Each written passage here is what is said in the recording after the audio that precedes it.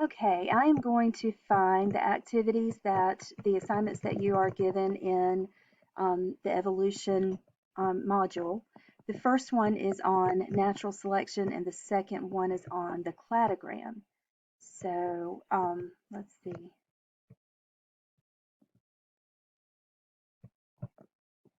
I was just looking.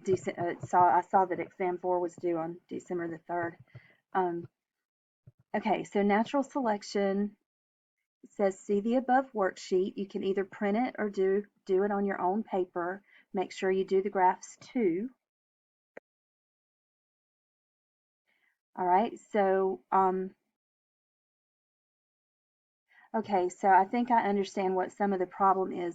Some of you may not be able to actually fill this in. You may not be able to actually put anything on this document. So let's look at it and see how you could do it on your own paper. Okay, a scientist has been examining a specific population of spiny cacti, which is originally in genetic equilibrium. That means, I don't know if you know this, but it just means that there are no new genes going in or out. And a road is built quite close to the study site, which keeps away the parasitic insects. But with the road comes the tourist. In many desert areas of the United States, passing cactus lovers like to pick up a souvenir cactus to take home with them after a day trip out into the desert. This is a serious problem in some areas because the tourists always take the better looking cacti, and these happen to be the ones with the middle spine numbers. Years of collecting have left their toll on the roadside cacti. Using this background knowledge and the data collected below, create a graph of the original population of cacti and the current population on a piece of graph paper. So take a sheet of graph paper or make graph paper with your notebook paper, whichever one, and or you can even go to a graphing app and just put these numbers in and make the graph online. You have that choice also. But you're going to do two graphs, one for the original population and the number of cactus will be your X values and the number of spines will be your Y values. And you'll do the same thing for the current population.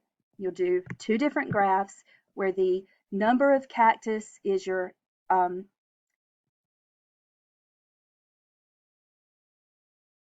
let's see. Yeah, the number of cactus is your X and the number of spines is your Y.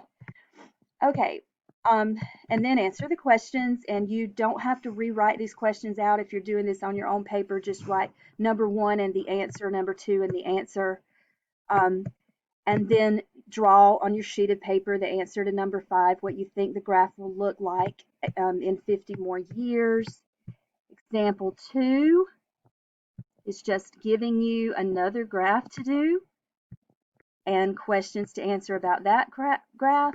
And example 3, same thing. So like I say, you can do this on your own paper.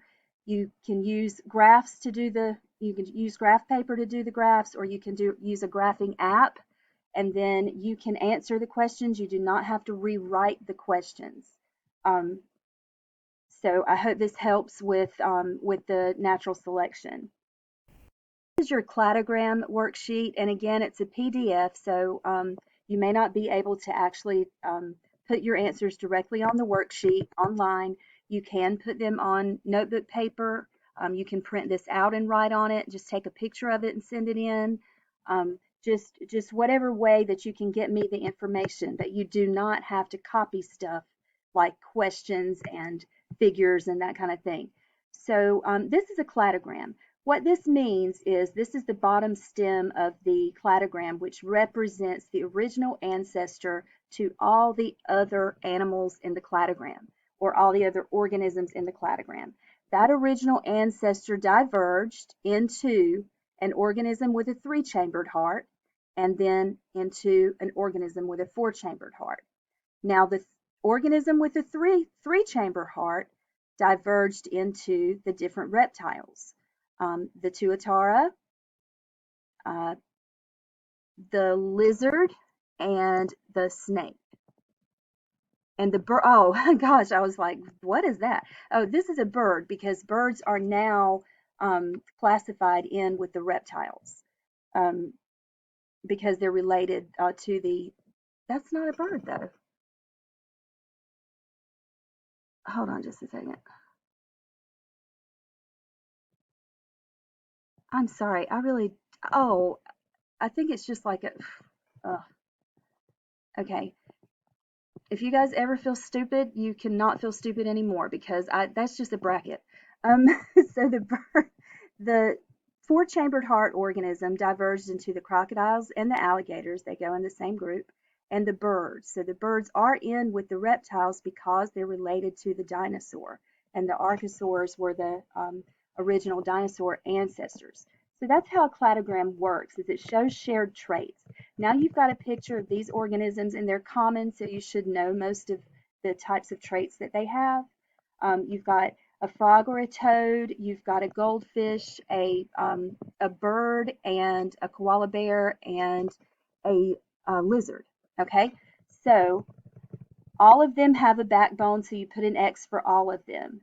For lungs, they don't all have lungs. So, for example, we know the fish have gills, so we put an O for the fish, and then the ones that have lungs, we put an X. And if you have to look it up, look it up. But anyway, you may have to redraw this table. You may have to do that. But you don't have to redraw the question. And you may have to redraw the cladogram that you make from the table because that table will help you. Everything above the trait, like if it says lungs here, that means every animal above here is going to have lungs, but not this animal right here will not have produce amniotic eggs. So it will produce eggs like fish eggs, little clear, small eggs with no yolk and no placenta and all that kind of stuff. It's not gonna be able to support or nourish the young for very long. But everything above amniotic egg or amniotic egg is going to lay eggs or else have give live birth.